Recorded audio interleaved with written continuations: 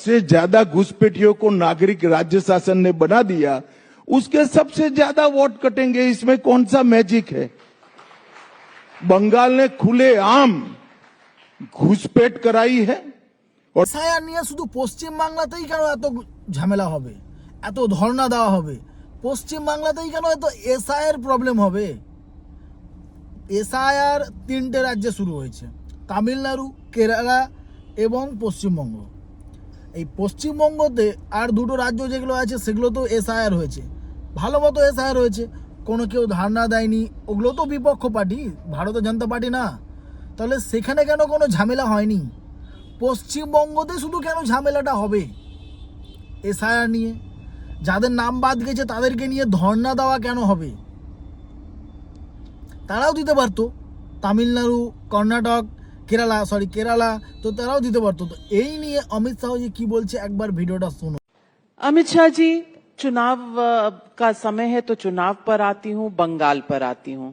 बंगाल में इतना हो हल्ला है कि एसआईआर करके आपने कई ऐसे कॉन्स्टिट्यूएंसीज हैं जहां पर इतने वोट डिलीट करवा दिए कि जो विक्ट्री मार्जिन था पिछली बार तृणमूल कांग्रेस का, उससे ज्यादा वोट कट गए। फायदा आपको होगा, इलेक्शन कमीशन आपका है और आप इलेक्शन इन्फ्लुएंस कर रहे हैं। क्या कहेंगे इस आरोप के बारे में? देखिए नाविका जी, मेरी पार्टी का अध्यक्ष था तब अक्सर कहा करता था कि हर राज्य में भारतीय जनता पार्टी की सरकार होनी चाहिए, इसके लिए हम प्रयास करेंगे और मैं आज भी प्रयासरत हूं। तो 3 विपक्ष के राज्यों में एसआईआर हो गई है। एक तमिलनाडु में हो गई, 2 केरल में हो गई और तीसरा बंगाल में हो रही है। ये 2 राज्यों से कोई कंप्लेन नहीं आ रही भाई, ना वहां जज रखने पड़ते हैं, ना तारीख एक्सटेंड करनी पड़ती है, ना कोई धरने पर बैठता है, ना कोई ऐसा भाषण करता है कि एसआईआर वाले आए तो घर में से जो भी हथियार है लेकर उस पर हमला करो। ये क्या भाषा है?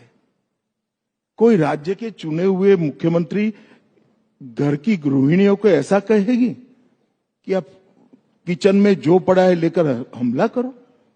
ये क्या भाषा है?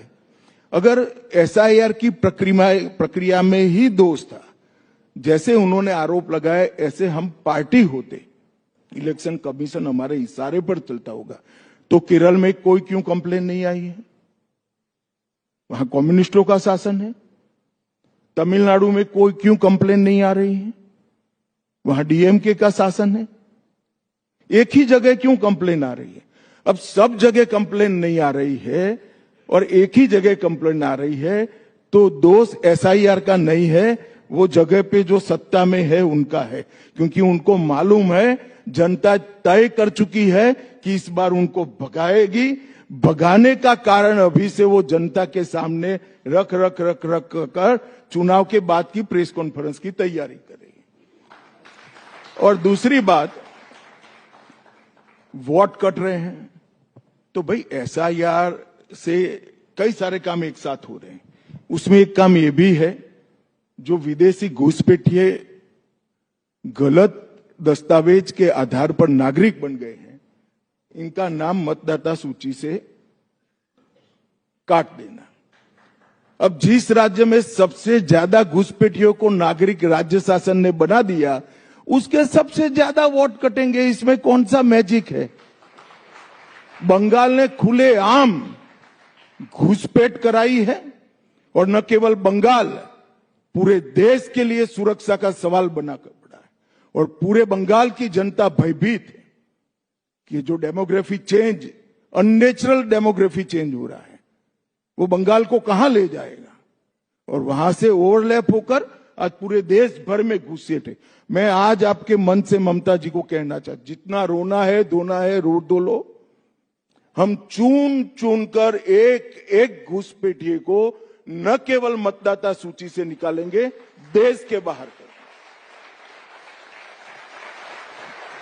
অনেকেই আছে হিন্দুরা, তাদেরও নাম বাদ গেছে, অনেকে আছে মুসলিম, তাদের তো নাম বাদ গেছে অনেকেরই।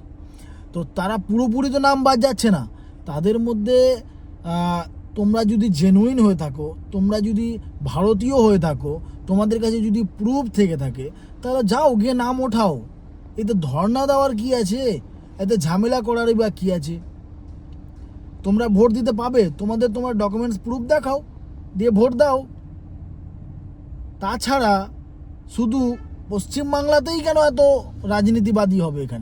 এখানে কেন এত ধর্ণা, এখানে কেন এত মারামারি, এখানে কেন এত দাঙ্গা, আর এখানেই কেন হবে? নিশ্চয়ই কিছু প্রবলেম আছে, নিশ্চয়ই এত ঢুকেছে কেউ ঘুষপেটিয়া বাইরে থেকে, বলেই আমাদের পিসির এত গায়ে লেগেছে, এসআইআর নিয়ে এত প্রবলেম হয়েছে।